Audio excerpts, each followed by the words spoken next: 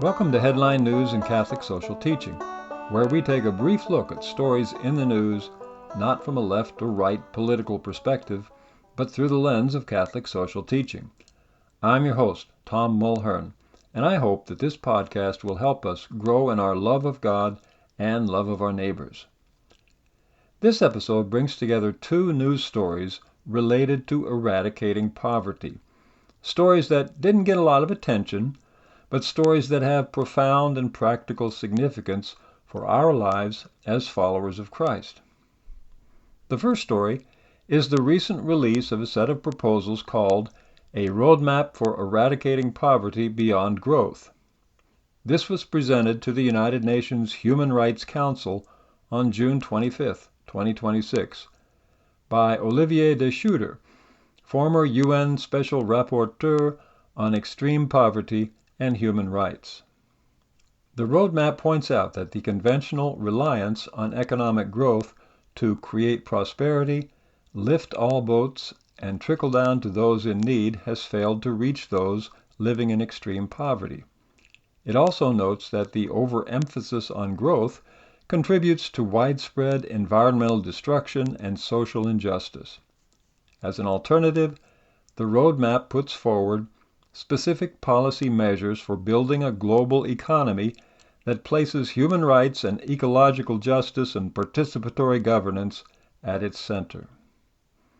The roadmap was developed with contributions from trade unions, nonprofits, UN agencies, academics, policymakers, and civil society groups all around the world. There are links in the notes with more details about the specific proposals included in the roadmap. Now, those of us old enough to remember E.F. Schumacher's Small is Beautiful and Herman Daly's Steady State Economics know that for several decades there have been wise but mostly ignored people pointing out that endless economic growth is both unsustainable and unjust, and offering alternatives. What seems different about the roadmap for eradicating poverty beyond growth is that it is coming out of mainstream United Nations organizations.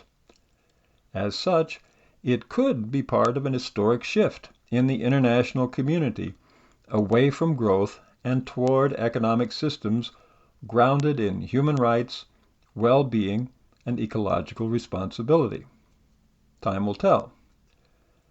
The other related news story took place in October 2025, when Pope Leo XIV released his first apostolic exhortation, Dilexi Te, or I have loved you, in which he describes the love of Christ incarnated in love for the poor.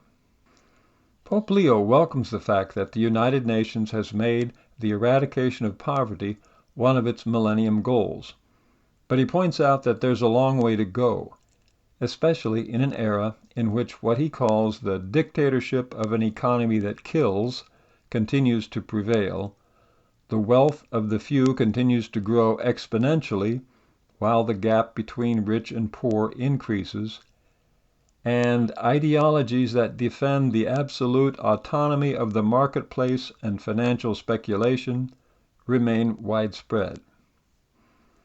The Pope also rejects pseudoscientific data used to support the claim that a free market economy will automatically solve the problem of poverty.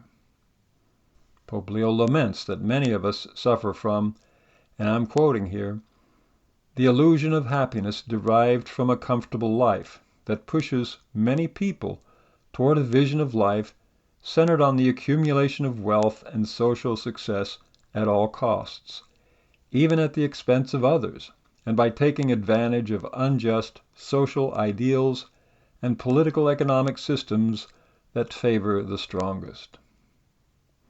In addition to individual acts of mercy, the exhortation calls for a profound change in mentality to confront what it calls the structures of sin that create and perpetuate poverty.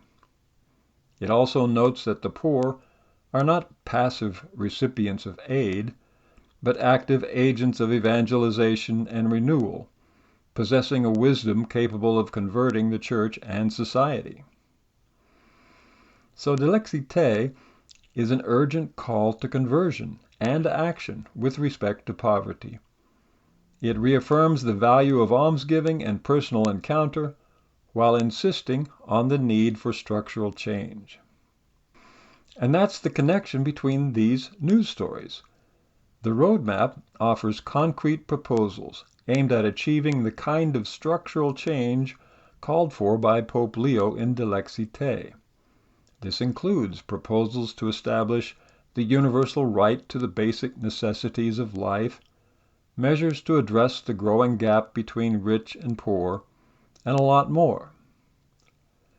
Looking at the problem of extreme poverty from two very different perspectives, one from secular humanism and the other from the Catholic faith, both the roadmap and Dilexite call for a fundamental change in the way we approach the eradication of poverty. Now, this doesn't mean that the roadmap proposals are the final word on eradicating poverty. Far from it.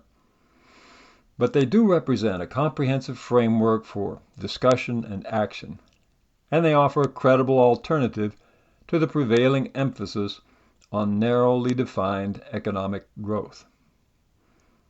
A number of Catholic-related organizations have endorsed the roadmap, including Caritas International, Caritas Europe, and the European Laudato Si Alliance.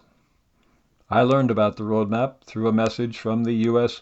Maryknoll Missionaries' Office of Global Concerns, urging action in support of the roadmap.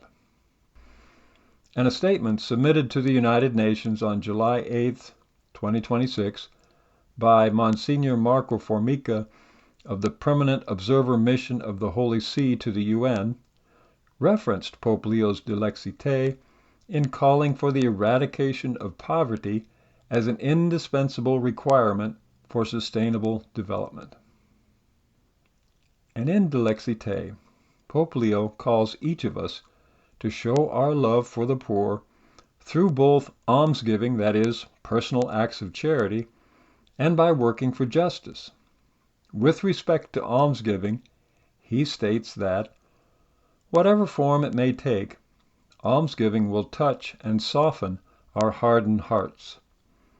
It will not solve the problem of world poverty, yet it must still be carried out with intelligence, diligence, and social responsibility. And here are Pope Leo's final words to us in Dilexite. Through your work, your efforts to change unjust social structures, or your simple, heartfelt gestures of closeness and support, the poor will come to realize that Jesus' words are addressed personally to each of them. I have loved you. Book of Revelation, chapter 3, verse 9. Now I want to close out with a thought about one way we can work to change unjust economic structures by the way we conduct our everyday lives.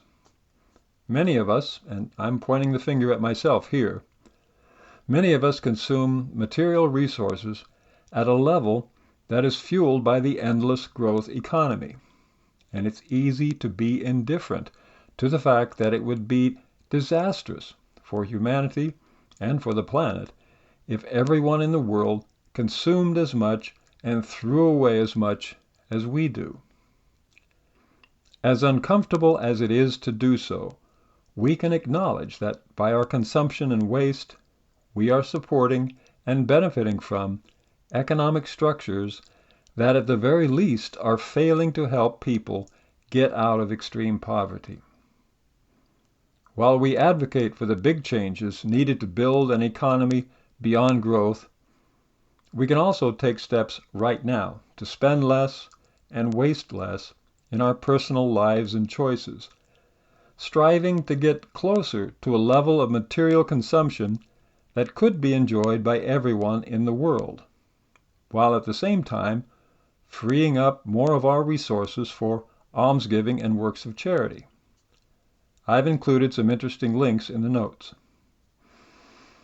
To serve as our guide, there is a very long Christian tradition of voluntary poverty and simple living, an approach to life that has been demonstrated by Jesus Christ and many of the saints, an approach that can help us grow in our love of God and love of our neighbors, in particular, our neighbors who live in extreme poverty. Something for each of us to think about, to pray about, and do something about. Well, that's all for this episode of Headline News in Catholic Social Teaching. If you found it worthwhile, I invite you to share it with others. If you'd like to make a comment, or send me a message or pose a question, there's a link in the notes to do so. And I hope and pray that in some small way, this episode might help us live our lives guided by the Holy Spirit through the teachings of the Church. Thank you for listening.